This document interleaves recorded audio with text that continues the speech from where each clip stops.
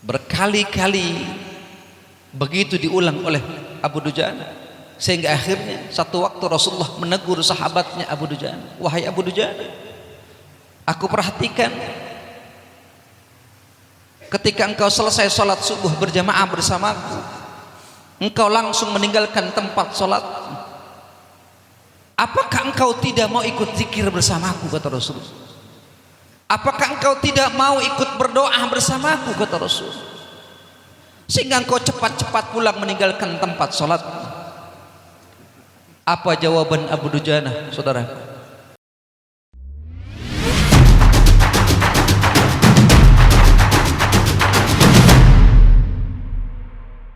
Assalamualaikum warahmatullahi wabarakatuh.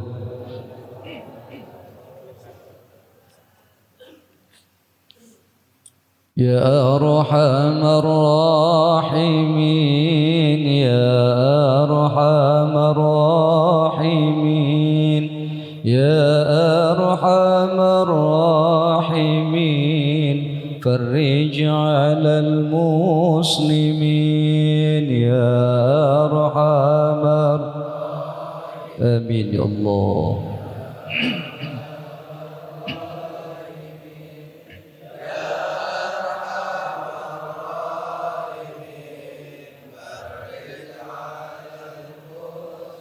Ya Rabbana ya Karim, Ya Rabbana ya Rahim, Antal Jawadul Halim, wa anta ni'mal mu'in, Ya Arhamar. Amin Allah.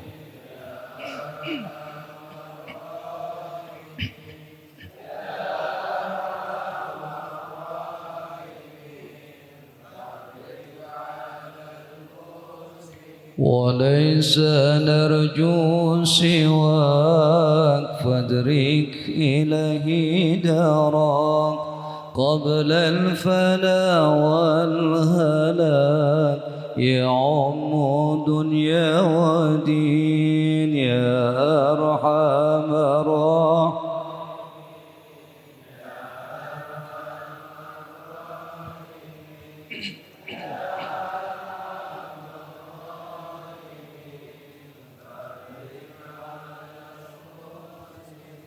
اللهم صل وسلم وبارك عليه وعلى آله. الحمد لله، الحمد لله الذي جعل كل شيء اعتبارا وإرشادا للمتقين الذين يتبعون سبيل الأنبياء والمرسلين. أشهد أن لا إله إلا الله وحده لا شريك له، له الملك وله الحمد يحيي ويميت وهو على كل شيء قدير. وأشهد أن سيدنا ونبينا محمدا عبده ورسوله الباشر بهداية الدين. اللهم فصل وسلم وبارك على هذا النبي الكريم سيدنا وحبيبنا وشفيعنا وقرة أعيننا ومولانا محمد وعلى آله وصحبه الذين تمسكوا بكمال شريعة الدين. أما بعد، ربي أعوذ بك من همزات الشياطين وأعوذ بك ربي أن يحضرون. قالوا سبحانك لا علم لنا إلا ما علمتنا إنك أنت العليم الحكيم، ولا حول ولا قوة إلا بالله العلي العظيم.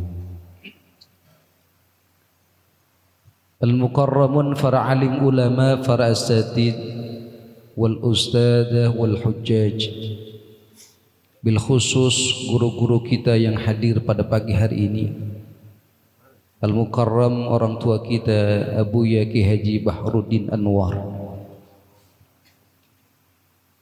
guru kita Al-Mukarram Ki Haji Muhammad Lutfi LCMA, Ki Haji Rafiuddin dan para kiai, para asatidz yang lainnya, guru-guru kita yang hadir. Iringan doa buat beliau-beliau, mudah-mudahan panjang umur, disehatkan badannya, dimudahkan semua urusannya, diberkahkan di sisa umur hidupnya, dan Allah jadikan orang tua dan guru yang istiqamah.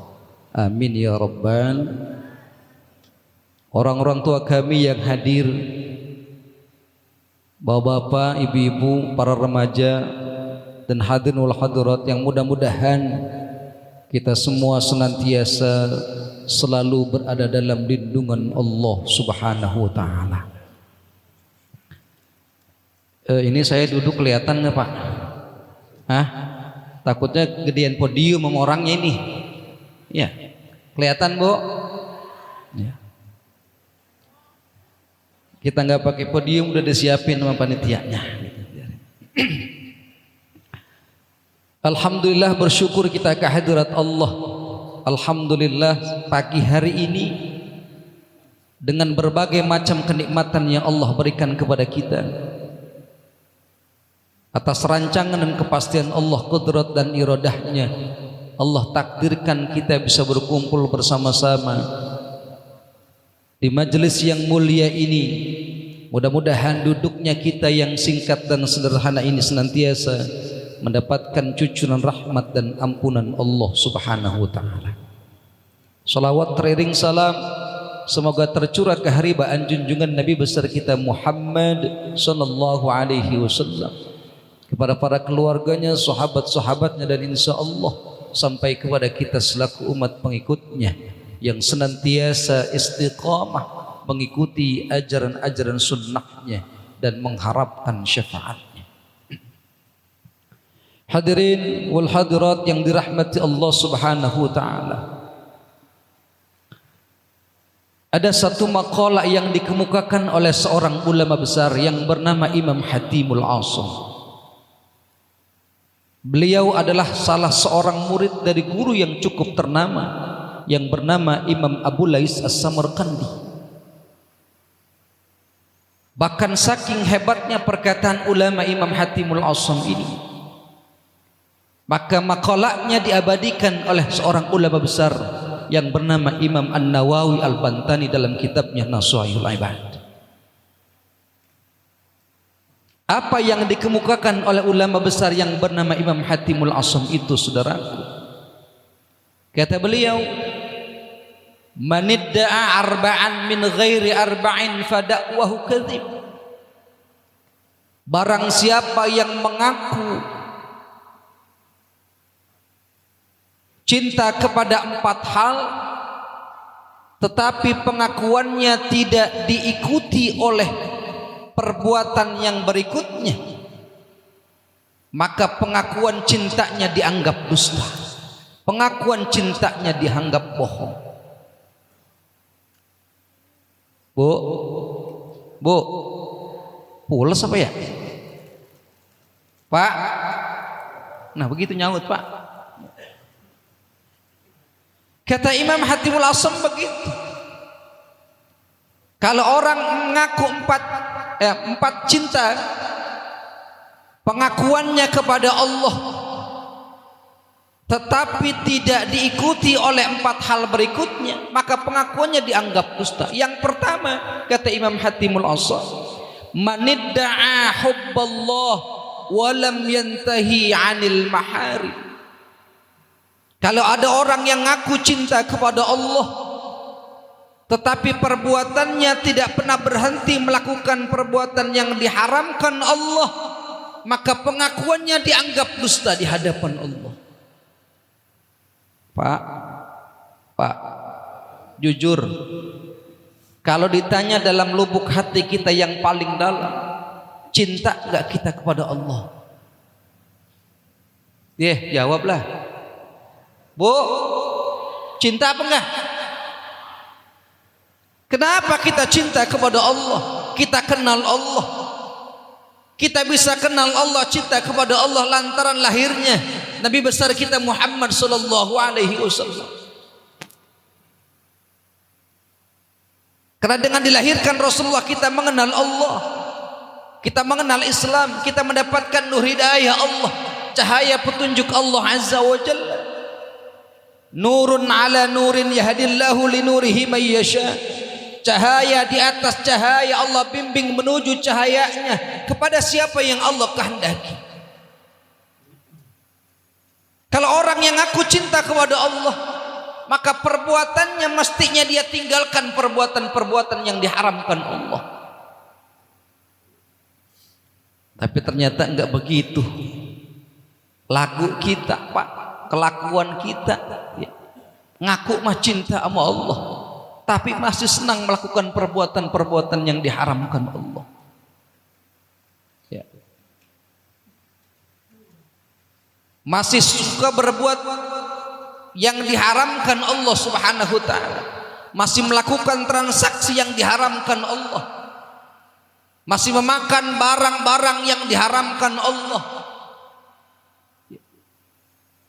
Kalau masih begitu modelnya, maka pengakuan cinta kepada Allah dianggap dusta, dianggap berbohong. Ya. Tinggalin lah Pak yang begitu-begitu. Ya. Sekarang udah tahun 2023. Umur kira-kira makin nambah atau makin kurang nih kira-kira? Hah? Ya kalau matematikanya mah nambah gitu ya. Yang 60, 61, 61, 62. Kalau sekarang ada usia kita udah 62 tahun 10 bulan. Kalau hitung usia Nabi tinggal 2 bulan lagi lewat ramanya udah habis dah gitu ya. Sayang-sayang nih Pak. Tapi pada hakikatnya umur kita makin dikurangi jatah hidupnya oleh Allah Subhanahu wa ta'ala. Makanya manfaatkan sisa umur hidup kita untuk melakukan perbuatan-perbuatan yang diridhai Allah Subhanahu wa ta'ala. Tinggalin perbuatan-perbuatan yang diharamkan Allah. Bu, di kampung saya di Mampang, saya bukan di Sawangan, di Mampang adanya. Ya. Di Mampang banyak tuh ibu-ibu masih suka minjem-minjem sama bangke. Ada nggak Bu bangke? Bank keliling. Ya. Masih banyak tuh di kampung-kampung. Ya. Bahkan ada yang sampai rumahnya habis terjual. Sekarang tinggalnya sampai ngontrak, Pak. Gara-gara masih makan barang-barang yang diharamkan Allah. Ya mudah-mudahan di sini mah kagak. Ya. Memang lagi di masjid ya kagak di masjid mah. Ayo.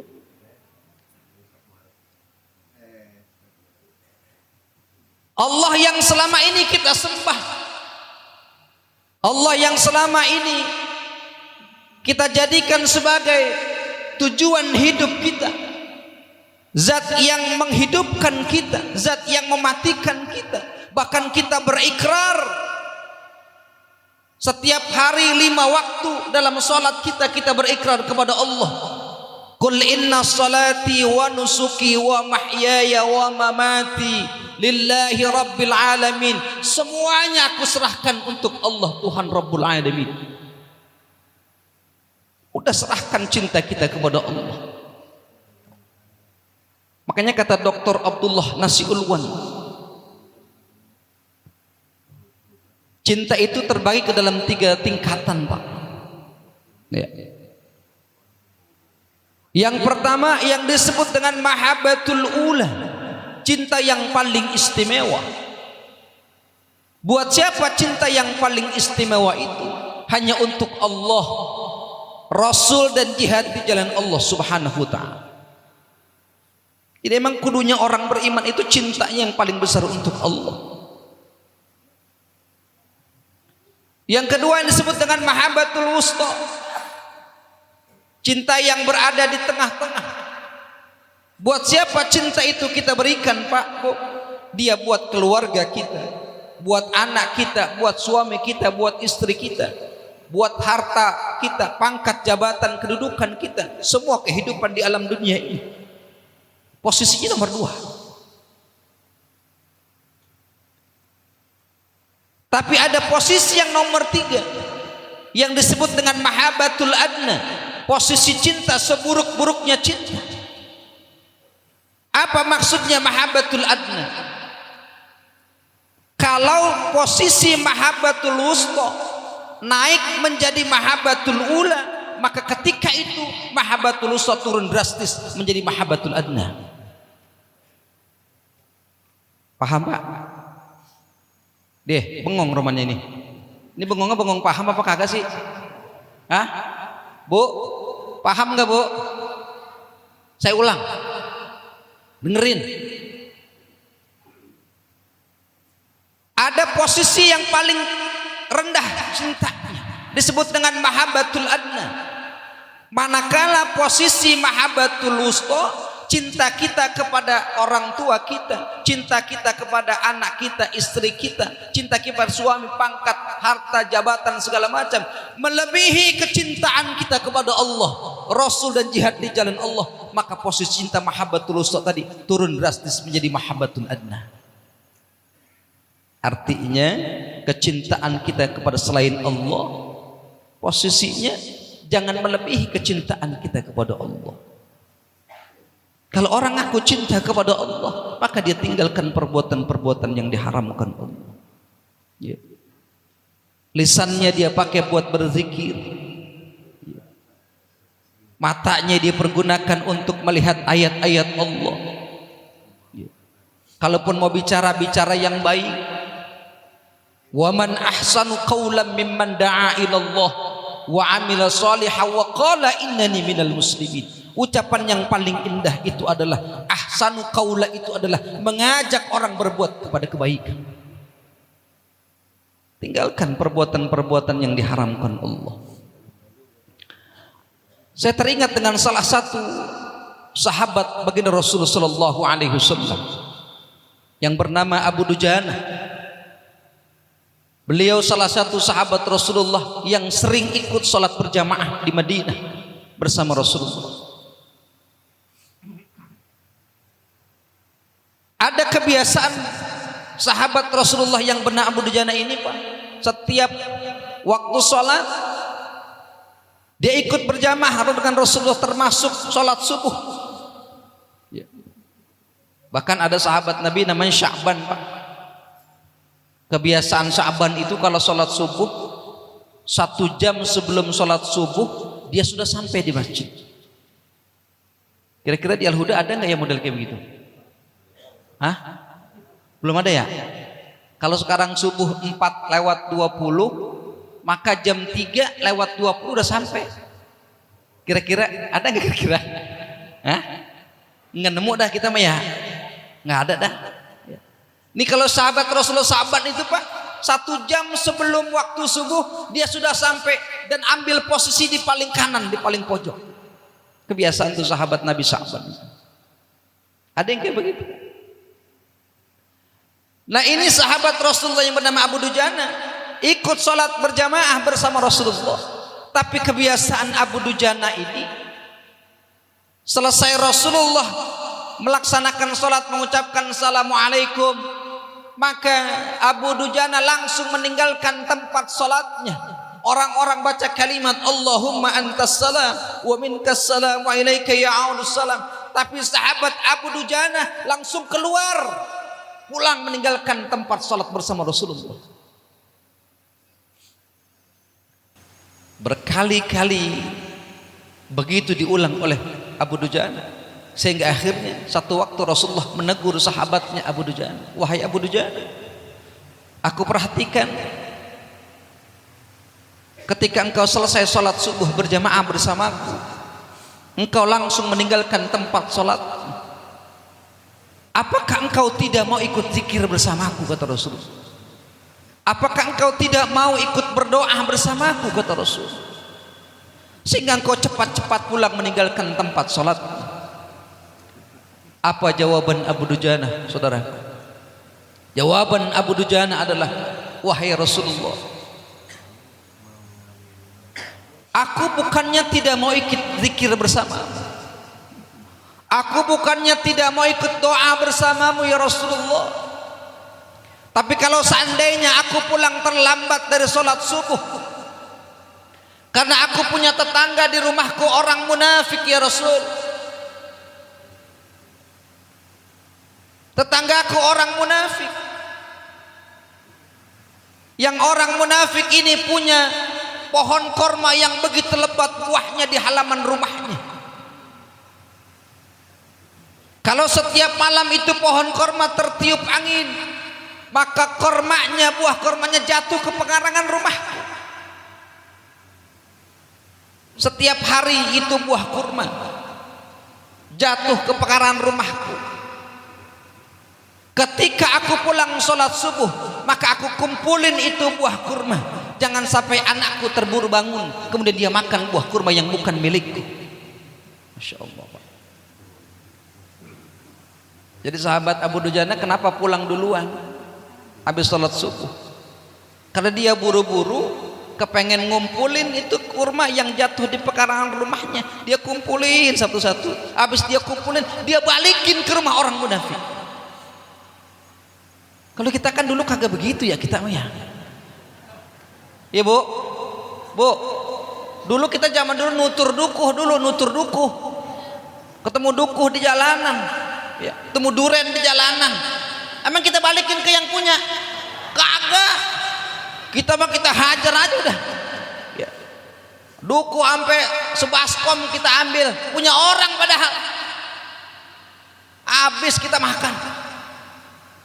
Nggak usah jauh-jauh. Sekarang kalau ada orang punya pun jambu, itu cabangnya ada di jalan, habis kita serempongin, ya. Rambutan habis kita petik, padahal bukan punya kita. Ini sahabat Abu Dujana begini Pak, kebiasaan tiap hari. Kalau dia pulang terlambat Pak, dia khawatir anaknya keburu bangun. Semua kejadian juga Pak. Dia pulang terlambat sholat subuh, begitu sampai di rumah anaknya udah bangun. Begitu anaknya bangun, dia lihat anaknya lagi ngunyah buah kurma yang jatuh di halaman rumahnya. Begitu dia lihat anaknya lagi makan buah kurma, satu yang dia makan buah kurma lagi dikunyah di mulutnya. Kemudian kata Abu Dujana, buka mulutmu, dikorek lagi itu buah kurma, diambil dikeluarkan dari mulutnya.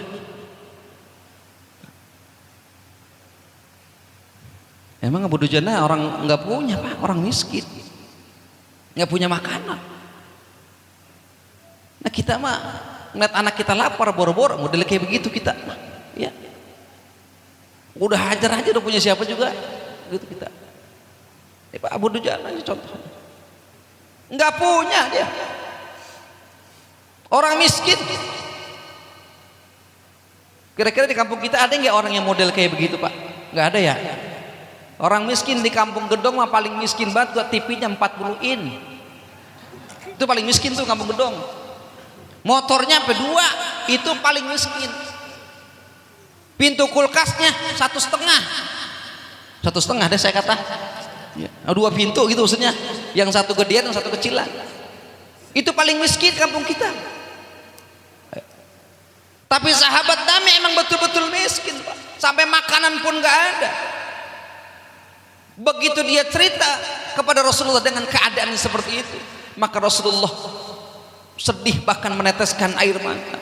Kata Rasulullah, sebegitu itukah keadaan wahai sahabatku Abu Dujana? Ini udah waktunya ini. Hah? Tadi katanya jam 6 doang katanya. Terus ini. Terus.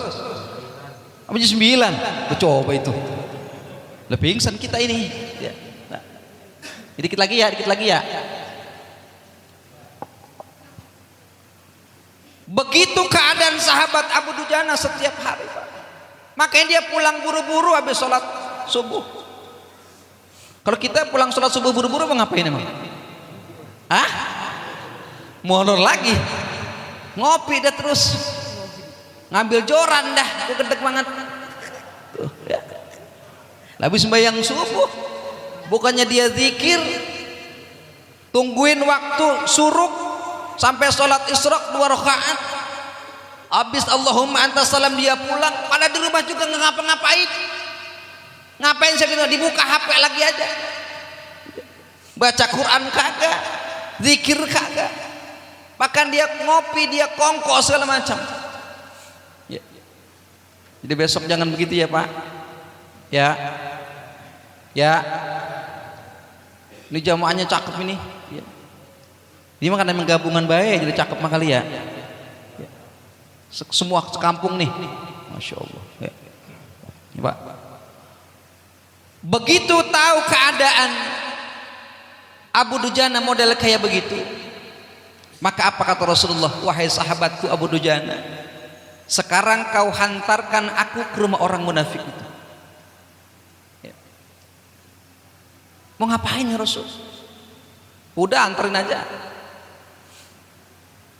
Ketika dihantarkan ke rumah orang munafik itu, maka Rasulullah berniat untuk membeli pohon korma yang ada di halaman rumah orang munafik itu untuk sahabatnya Abu Dujana. Itu pemimpin, Pak. Ya. Lihat rakyatnya miskin, maka dia datang, dia penuhi semua kebutuhannya. Contoh terbaik adalah baginda Rasul sallallahu alaihi wasallam. Dia ingin membeli pohon korma milik orang munafik tadi. Begitu terjadi dialog antara Rasulullah dengan orang munafik, maka datang sahabat Rasulullah yang bernama Sayyidina Abu Bakar Siddiq. Ditanya oleh Sayyidina Abu Bakar, "Ya Rasulullah, kenapa engkau bisa datang ke rumah orang munafik ini? Apa maksud dan tujuan engkau ya Rasulullah?" "Wahai sahabatku Abu Bakar, aku datang ke rumah orang munafik ini dalam rangka untuk membeli pohon kormanya untuk sahabatku Abu Dujana, sehingga anaknya bisa memakan buah kurma." "Baiklah ya Rasulullah, kalau kau ingin membeli pohon korma yang punya orang munafik ini, biarkan aku yang membayar pohon korma itu untuk sahabatku Abu Dujana." Lagi-lagi Pak, sahabat Rasulullah berkorban buat Rasulullah. Ya. Berapapun harga yang dia jual oleh orang munafik itu aku akan bayar. Liciknya orang munafik, Pak. Liciknya orang munafik. Dia tahu pohon itu akan dibayar dengan harga makan, maka dia tinggikan harganya berkali-kali lipat, Pak. Toh dia berpikir pohon kurma itu masih ada di halaman rumahnya dan dia bisa masih makan buah kurma yang jatuh di halaman rumahnya. Itulah liciknya orang munafik. Makanya hati-hati jangan bersahabat dengan orang munafik, Pak. Tandanya kita udah hafal orang munafik, ya. Kalau ngomong dusta, kalau janji ingkar, kalau dikasih amanat khianat. Ya, awas nih. Begitu ciri-cirinya orang-orang munafik. Di depan kita iya. Ada orang Jawa nggak ini ya? Ada ya? Banyak orang Jawa. Tahu belangkon nggak Pak belangkon? Nah, belangkon kan depannya rata tuh Pak. Udah enjeh we dia, enjeh begitu. Tapi belakangnya ngepelin, itu belangkon tuh. Di depan kita mah iya. Makanya hati-hati, dia Muslim, tapi orang munafik ini lebih bahaya. Makanya sahabat Nabi punya tangga orang munafik ini begini modelnya. Begitu tahu itu pohon korma mau dibayar mahal, dia jual tuh pohon korma. Toh pohon korma masih ada di halaman rumahnya. Begitu dibayar oleh Sayyidina Abu Bakar Siddiq, maka selesailah transaksi itu. Ketika pagi menjelang siang, siang mengganti sore, sore berganti malam. Begitu malam tiba dan bahkan waktu subuh tiba, sahabat Abu Dujana ingin keluar rumah untuk melakukan sholat subuh berjamaah bersama Rasulullah. Alangkah terkejutnya melihat Abu Dujana di halaman rumahnya. Pohon korma yang tadi di halaman rumah orang munafik itu seketika berpindah posisinya, berada di halaman rumah Abu Dujana. Pertanyaannya, siapa yang mindahin Pak? Pesulap merah. Emang udah ada pesulap merah? Ya belum. Pindah tuh pohon korma. Terkejutnya Abu Dujana ketika keluar rumah ingin sholat subuh. Dia bingung, ini pohon korma yang tadi siang masih di halaman rumah orang munafik, sekarang posisinya pindah di halaman rumah Abu Dujana dan tidak meninggalkan bekas sedikit pun. Oh, ternyata ini cara Allah untuk menyelamatkan Abu Dujana dan keluarganya dari barang-barang yang diharamkan Allah. Kullu lahmin nabata min haram fannar aula bih. setiap daging yang dimakan dengan cara yang diharamkan Allah, maka neraka lebih pantas baginya. Ini cara Allah. Kalau kita istiqomah, kita yakin bahwa Allah akan nolong kita dengan harta yang dihalalkan Allah Subhanahu wa taala. Jangan sampai kita makan barang-barang yang diharamkan Allah, bahkan kita bawa pulang, kita berikan makan buat anak istri kita. Jangan pernah berharap rumah tangga kita rumah tangga yang sakinah mawaddah warahmah. Jangan pernah berharap punya keturunan yang soleh dan solehah kalau masih ada barang-barang haram masuk ke dalam rumah kita. Emang ujiannya apa, Pak? Lapar perut. Agak sedikit kemarin, Pak, terjadi musibah di Cianjur itu ya. Karena banyak orang-orang yang ingkar kepada Allah, orang-orang yang keluar dari agama Islam karena urusan perut, maka diberikan azab oleh Allah Subhanahu wa taala. Makanya benar, kadal faqru ayyakuna kufra. Kemiskinan itu, kefakiran itu mendekatkan diri kita kepada kekufuran. Inilah peran agniya, peran orang-orang yang dermawan, as-sakhiyu, untuk membantu kepada sesama. Jangan sampai di antara sahabat-sahabat kita, teman-teman kita masih senang melakukan perbuatan-perbuatan yang diharamkan Allah Subhanahu wa taala. Hadirin wal hadirat yang dirahmati Allah Subhanahu wa taala. Mungkin baru itu yang saya sampaikan, satu saja dulu ya. Insya Allah masih ada 3 lagi. Nanti saya sambung kalau saya diundang lagi kemari, gitu Kiai. Ya, segitu maksudnya. Ya, baru 1. Mudah-mudahan Allah berikan kekuatan lahir batin kepada kita. Ya. Sehat walafiat kepada kita, taufik hidayah kepada kita, untuk meninggalkan perbuatan-perbuatan yang diharamkan Allah sebagai bentuk wujud cinta kita kepada Allah Subhanahu wa taala, dan kita manfaatkan sisa umur hidup kita di alam dunia ini untuk terus mendekatkan diri kita kepada Allah, melakukan amal kebaikan-kebaikan yang kita lakukan. Mudah-mudahan dengan amal kebaikan yang kita kerjakan serta rahmat, cinta dan kasih sayang Allah, maka Allah hantarkan kita menuju surganya Allah Subhanahu wa taala. Ala hadhihi niyyah wa ala kulli niyatin salihah ila hadratin Nabi al-Fatihah. أعوذ بالله من الشيطان الرجيم بسم الله الرحمن الرحيم الحمد لله رب العالمين الرحمن الرحيم مالك يوم الدين إياك نعبد وإياك نستعين اهدنا الصراط المستقيم صراط الذين أنعمت عليهم غير المغضوب عليهم ولا الضالين آمين. Demikian kurang lebihnya mohon maaf, wallahul muwaffiq ila aqwamit thariq. Assalamualaikum warahmatullahi wabarakatuh.